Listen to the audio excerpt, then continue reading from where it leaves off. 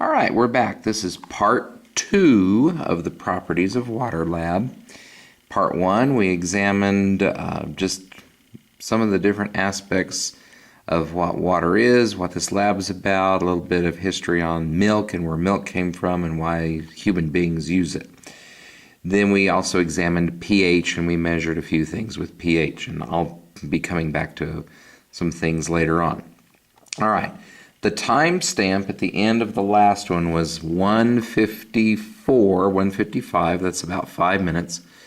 So let's just take a quick look at what's going on with our water in the diffusion process. We're still dark at the bottom, but as you can see, the streaks that we had in here are going away. The water's becoming more consistent in its color, although it's still darker at the bottom than it is at the top. We will come back and check on this towards the end of the lab and see what's happening with it. All right, I've got two substances here. I've got kosher salt. All the kosher part is that for our Jewish friends, the salt is prepared in such a way that makes it usable by members of the Jewish faith, because their food has to be prepared according to strict guidelines that observe their religious practices. Other than that, it is just normal sodium chloride, our bestest buddies in the ionic bonds of chemistry, and we just call it salt. Then we have vegetable oil here. This vegetable oil is soybean oil. So these are soybeans that have been put through a press. We've gotten the oil out, it's been purified, and so we have soybean oil. We're going to be adding this to water. I have 2 bottles of water right here, and I am going to color them so that we can see what's going on with each one. One of them I am going to color, if I can get the colors out, red, and the other I'm going to color blue. The blue one will be for the salt because it matches the box, and the red one will be for the oil. So I'm going to put 2 drops, 1, 2, and as you can see, we're getting the same thing happening that we had happen with the green in the original one. It's getting very streaky, and it's going to the bottom. Let me pan down there. It's going to the bottom. We got our streaks, and we're getting everything starting to spread out in the water column. And here we go with the red. Whoops, I got to get the lid off, I guess, first before I do that. And so we're going to do the red right now. Here's 2 drops of red. 1, 2. Same thing. Some of these colors seem to work better than others, but same principle that we've already seen. This is diffusion. Now I am going to speed the diffusion process along because I am going to force these molecules, instead of going out and saying, "Hi, how you doing? What's your sign? Maybe we can hang out." I'm going to shake, shake, shake, and I'm going to force them, shake, shake, shake, and I've told them they got to get along or else anyway. So, there we go. Got a red one and a blue one. For our salt, I'm going to be using probably, I'm thinking around 20 to 25 grams of salt. I'm not really measuring it out, but I'm just going to let it flow for a count of 3. And, oh my gosh, it's just sitting there on the bottom of the bottle. Diffusion might happen, might get absorbed, and as a matter of fact, it did get absorbed in one I did the other day. But these are not readily, because of the ionic bonds between the sodium and the chlorine, this is not wanting to dissolve. Now, here's one thing you have to remember. Let me put some of this in my hand here and show you. If I can get one, or there we go. I've got a couple of crystals there in my hand. Those, just a couple of crystals, are millions, yes, I'll say that again, millions of sodium and chlorine molecules sitting there. We can see that, but the ionic bond of this is really so tight that even though I come in here and I shake, shake, shake, I can get the salt to dissolve into the water. But all I've done with that is I've just broken the bonds between the atoms, the molecules of sodium. And as you can see, some of it's falling right back out of the water into the bottom of the bottle. The rest of them, the salt is still in that water column. If I were to taste it, it would taste salty. And I can now separate this. I could put the water on the stove and boil it, and I would have salt left over when I was done. So in a sense, this is just what we call a mixture. This is two or more substances that are combined, but that I can separate. And as you can see, there it is. I've got salt still on the bottom of this bottle that has not been absorbed by the water column, by the water itself.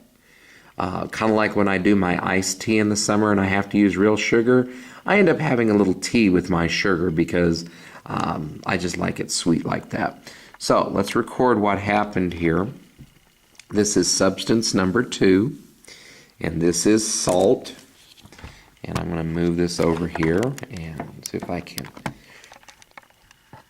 pan this down for you. Excuse me on the coughing and everything. Like I said, we're fighting the allergies. So substance number 2 is salt. And again, salt is sodium chloride. That's the molecule that makes up salt. So we added approximately 20 grams or so of salt to the bottle of water. And of course, it sat on the bottom.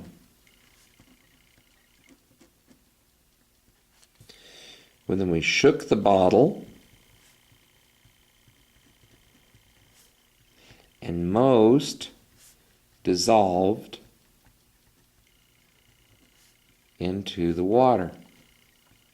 Now I'm leaving the bottom line blank because we're going to come back later and see if there really is still some left on the bottom, or if over time this breaks down and goes into that water and they all become friends and they sing Kumbaya and they live happily ever after. All right, next we're going to do the vegetable oil. And on this one, I'm just going to pour some vegetable oil in. And this will be great because you can watch this happen in real time. Get this all adjusted on my little shaky table here. All right, so we're going to put probably, I'm thinking probably 5 milliliters, not even 5 milliliters, probably about 2 or 3 milliliters of oil in. And of course I just spilled it on the outside, but that's okay. What you're seeing though, in this case of the salt, let me move this out of the way a little bit. Clean the oil up. All right. In the case of the salt, the water is what we call hydrophilic, meaning that it can dissolve substances into the water. In the case of the oil, the water is what we call hydrophobic.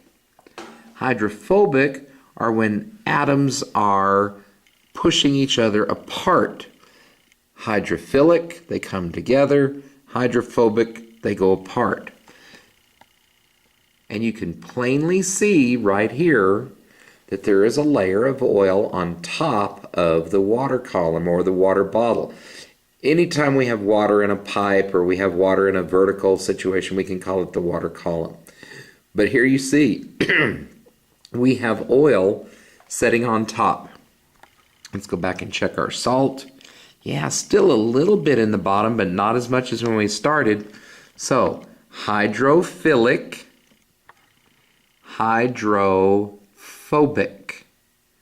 It's where the water and the oil are not mixing. And, give me a second here.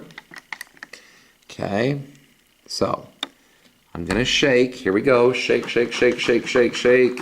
You can hear it shaking. And we're going to set it down. Now let's just observe what happens. We've broken that oil up. You can see that oil's been broken up. But you can also see that the water is so hydrophobic that it is actually kicking those oil atoms out, kicking those oil molecules out, telling them, get out of here. We don't want you. We don't want to talk to you. You need to go back to the other oil molecules. And that's exactly what they're doing. Hydrophobic. I'm going to go over here. Bring that bottle over. This was my experimental run on Thursday before we did it. And you can see right here, there's still a line. Yep, you can see that line on video. The oil is still setting on top of that previous experiment. So water proving it is hydrophobic, and no matter how long they sit there and talk to each other, they are not going to get along. Now, eventually, over time, if I keep agitating the water bottle, if I keep shaking it, yes, we will continue to break those oil molecules down. Will they ever truly be dissolved into the water like the salt? Probably not. And there again, we're checking that, and I'm not seeing any falling out this time. Looks like we've got the salt truly dissolved into the water. So, let's go ahead and fill out our paperwork here and finish up this portion of the lab.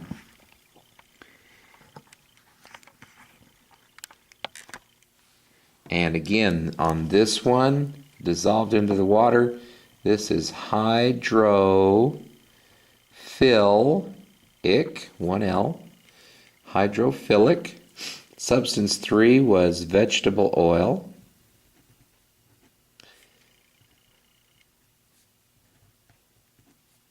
Vegetable, okay, or vegetable, I guess you could say, if you want to know how to spell it. So we added approximately 3 milliliters of oil to the water bottle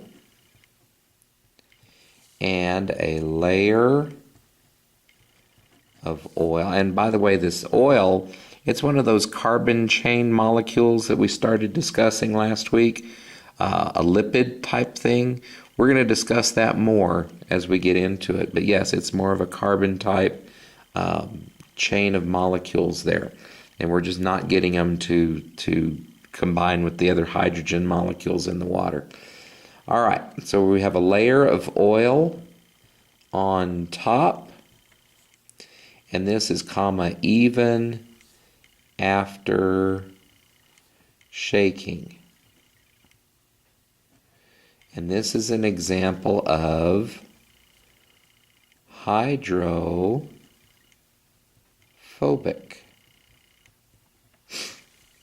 Hydrophobic.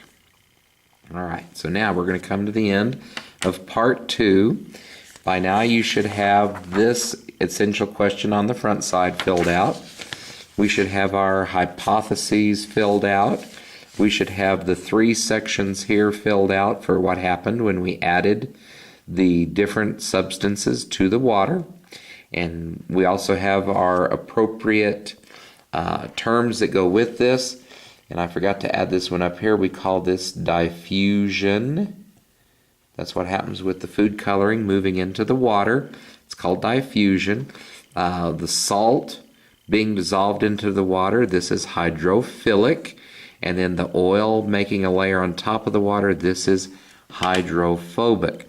Time to check our water bottle. It is 2:15 p.m. on Saturday, the 15th of September.